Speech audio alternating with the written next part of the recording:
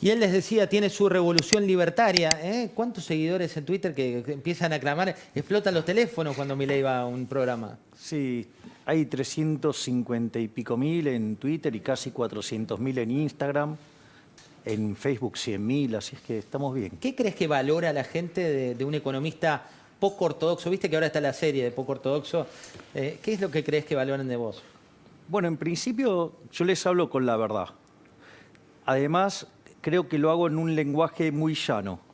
Es decir, a mí la Torre de Marfil, yo ya viví en la Torre de Marfil, sigo dando clases. Yo soy profesor universitario desde hace 30 años. De hecho, yo soy profesor titular de Teoría Monetaria 1 y 2 en la Universidad de Belgrano. O sea, no necesito mostrarle nada a nadie. No te tienes que mostrar los papiros de lo que estudiaste. Claro, y lo otro, creo que lo que valoran es el track record. Digo, hace, por lo menos en los últimos 10 años, mi track record por ahora está impecable. Ruego a Dios que sea así. Javier, cuando uno habla de track record de tu historia, digamos, vamos a lo que está viviendo la economía hoy. Vos hace tiempo decías que íbamos a chocar la economía, que se iba a destrozar. ¿Por qué?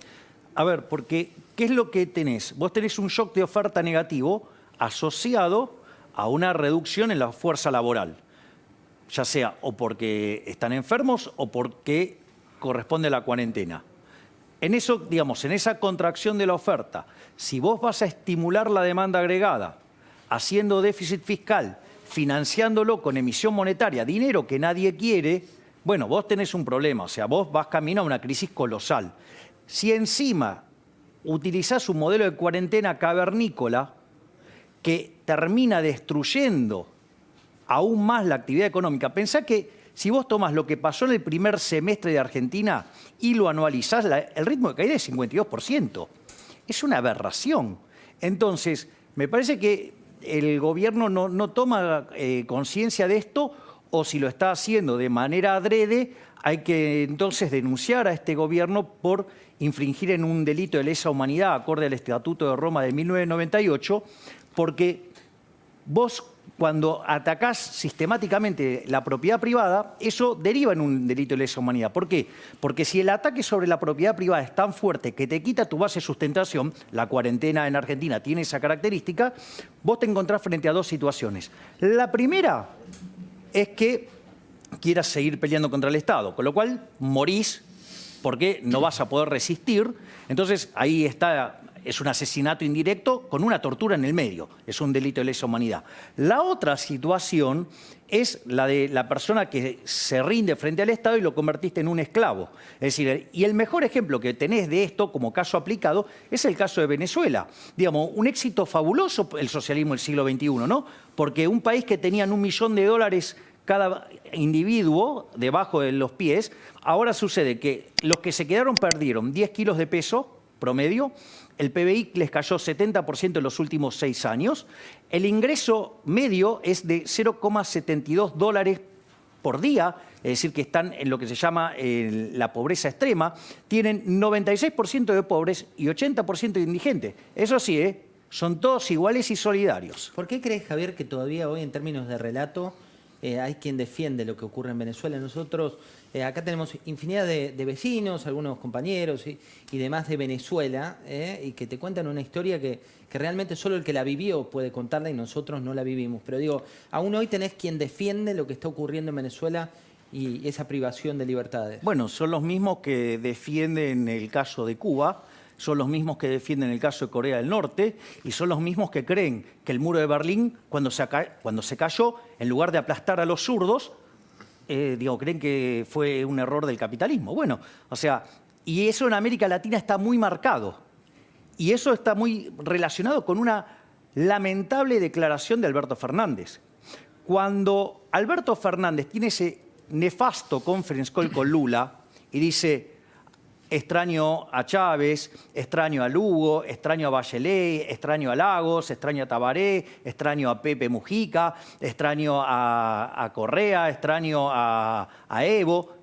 Todos esos que nombró, toda esa bolsa de impresentables, son parte del Foro de San Pablo. Es decir, son todos presidentes que salieron de ahí. Y lo que vos vas a notar es que entre bomberos no se pisan la manguera. Entonces, están dispuestos a aceptar cualquier cosa con tal de no reconocer la aberración que están causando. Vos sabés que hoy hay muchas teorías que se intentan rebatir, pero me interesa desde tu costado más simple de llegar a la gente, que es una de las cuestiones que se dice es que es un mito de la ortodoxia o de quien piensa de derecha que la emisión de dinero genera inflación, que emitir dinero genera inflación o la maquinita de hacer billetes genera que los precios aumenten. ¿Eso es un mito o una realidad? Yo creo que esas personas que niegan la naturaleza monetaria de la inflación, yo creo que ya tienen algún tipo de enfermedad mental directamente. A ver, primero tenés la evidencia empírica.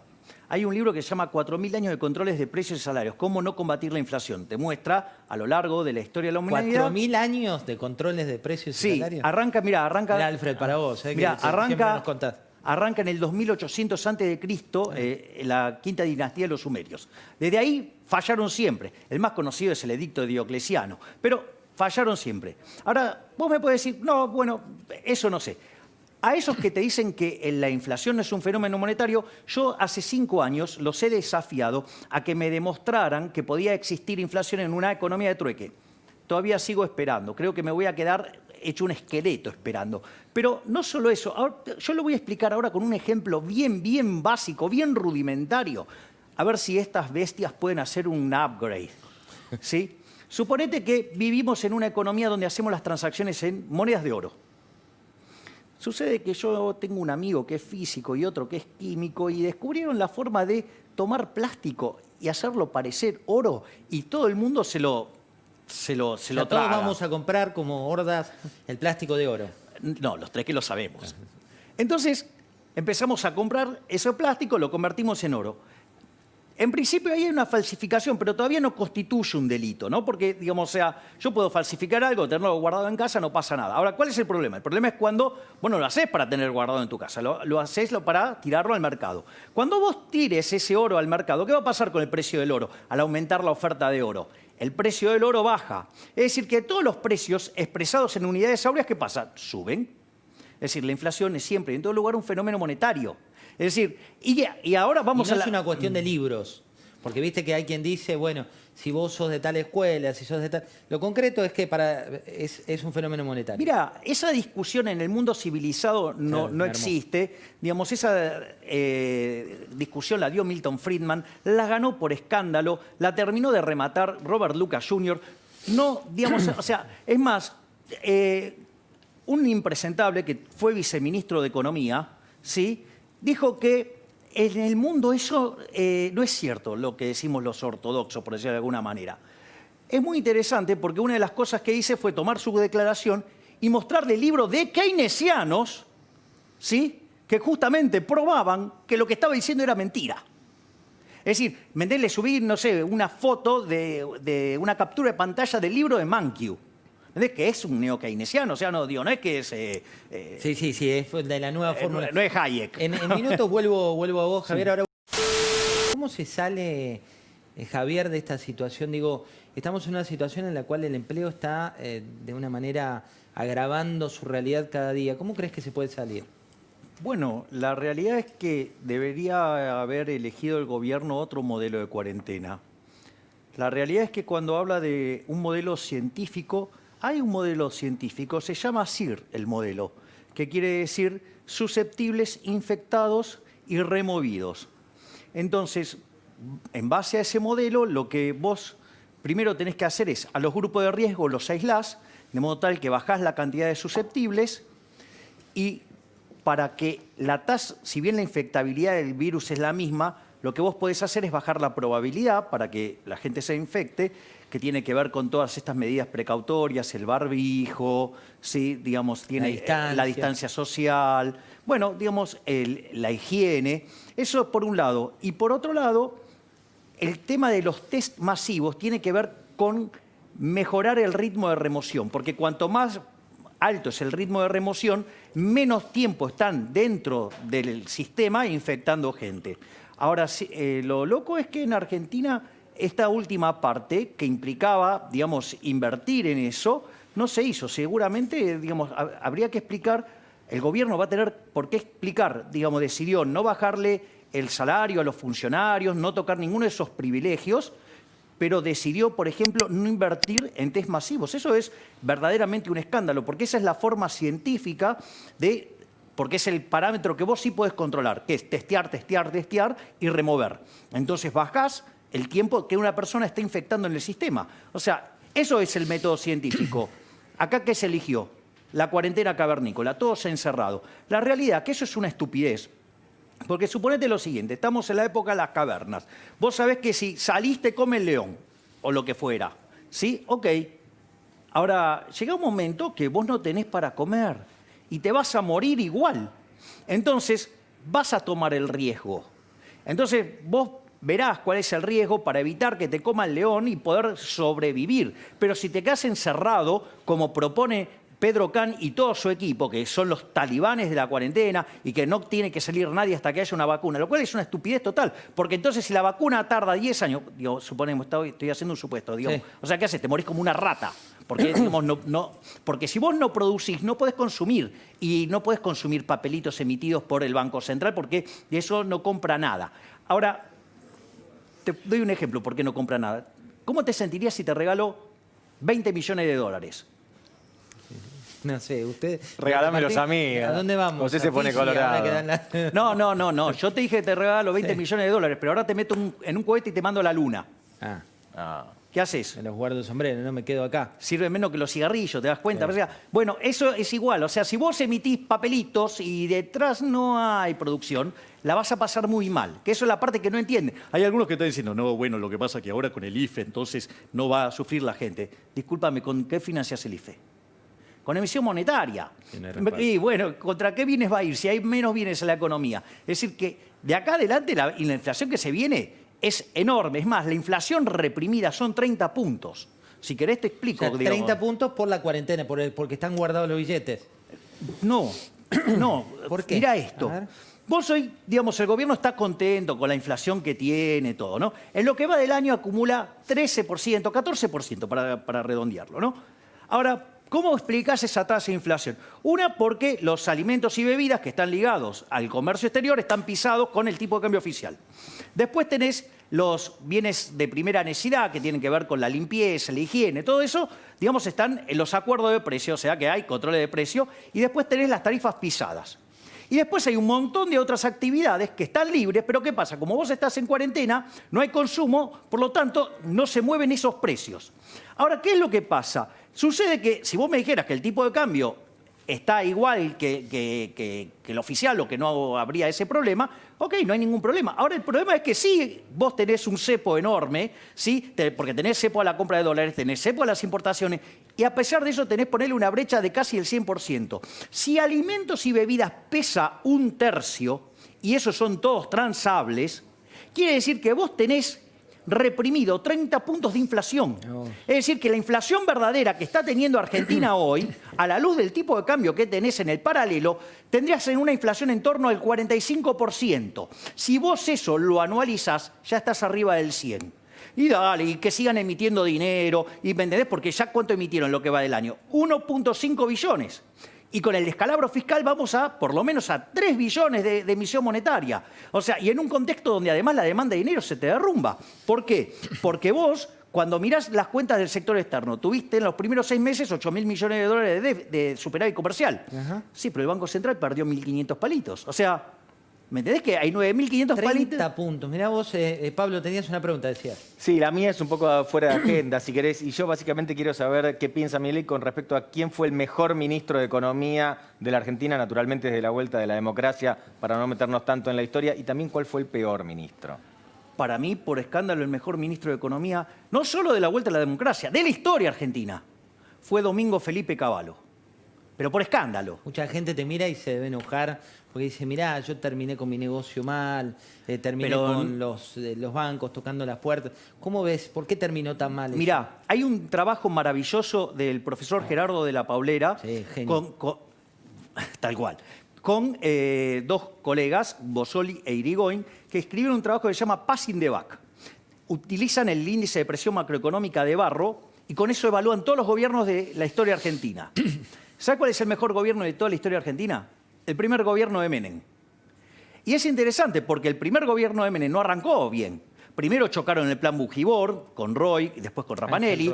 Después Néstor. lo recontrachocó Herman González y ahí vino Cavallo.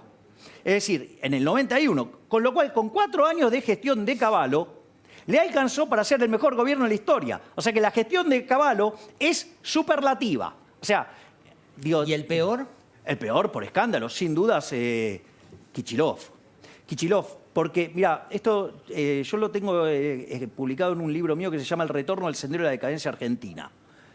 Y que es un marco de crecimiento y mirando todas las aberraciones que cometía el kirchnerismo porque nos iba a meter en una situación de destrucción total.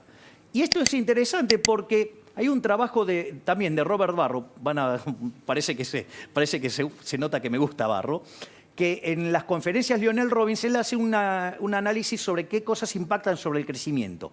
Cuando vos tomás que Argentina tuvo los mejores términos de intercambio de su historia durante la gestión de Kichilov, porque estaban 30% arriba de los que tuvo Perón a la salida de la Segunda Guerra Mundial. Las mejores condiciones financieras internacionales de la historia, porque la tasa de interés estaba en 0. Bueno, que eso es lo que vos explicación con los 20 millones de dólares y la luna. Digo, siempre hay que poner a la economía en relevancia lo que pasa en el mundo y lo local. Claro, entonces vos con ese contexto internacional deberías haber crecido en términos per cápita por lo menos entre 9 y 10%. Caímos 1% per cápita por año. O sea, un burro. Alfred, la última. Sí, Javier, vos decís los libros de economía te indican que la emisión está ligada a la inflación directamente. ¿Por qué esto en la Argentina a veces no termina funcionando? El último ejemplo, el gobierno de Macri, que vos tuviste el último año una política muy contractiva en materia de emisión y tuviste inflación récord los últimos 30 años. Bueno, eso es muy interesante lo que mencionás, porque lo que vos... Acá hay un hecho que no se puede soslayar, que es el 28 de diciembre del 2017. Marcos Peña avanzando sobre la independencia del Banco Central. Bueno, ¿eso qué es lo que generó? Generó un derrumbe de la demanda de dinero. Vos, durante el 2018, cuando terminás en el Fondo Monetario Internacional, el Banco Central perdió 21.000 millones de dólares de reservas, que es dinero que sacó de la calle, que si no, en el contrafáctico, eso yo lo hice con Giacomini y con Mariano Fernández, el contrafáctico te da que la inflación hubiera sido 500 y pico %. Después, digamos, cuando ya te patinaste la que te había dado el fondo para limpiar el balance del Banco Central, no quedó otra que apretar la cantidad de dinero. Pero ¿qué es lo que pasa? Vos podés apretar la cantidad de dinero, pero si la demanda de dinero cae, vos seguís generando inflación. Y la demanda de dinero en Argentina está destruida. Y con toda la razón del mundo, le quitamos 13-0 a la moneda, destrozamos 5 signos monetarios, 2 hiperinflaciones sin guerra. Y la realidad acá es muy interesante porque el punto que levanta Alfredo, y es genial, porque dice, ¿por qué nosotros no aprendemos? Aprendió todo el mundo, nosotros no. O sea, las estupideces que dicen los economistas locales, ¿viste? La puja distributiva, que el dólar es el que le hace soltar los precios, todas esas falacias, bueno, son las mismas que dicen en Venezuela, por ejemplo. Porque en realidad, cuando vos comprendés la naturaleza monetaria de la inflación, es decir, que la inflación es siempre y en todo lugar un fenómeno monetario, el problema ahora no son ni los consumidores, ni las empresas, ni los monopolios, ni los árabes cuando suben el petróleo, lo que fuera. La culpa, ¿sabés de quién es? ¿De quién? Del Banco Central. Y esto es interesante, porque ¿sabés qué? El Banco Central se cobra hoy en Argentina 5 puntos del PBI en impuesto inflacionario. Un impuesto inmoral, porque es un impuesto no legislado y como si todo eso fuera poco, a los que peor le pega es a los más vulnerables. O sea, con lo cual es una salvajada, es criminal. Entonces, digamos, pero claro, pero si vos reconoces eso, en el fondo tenés que reconocer que los culpables son los políticos. ¿Y quiénes son los que, digamos, en el fondo terminan cortando el bacalao? Políticas. Muchas gracias, Javier.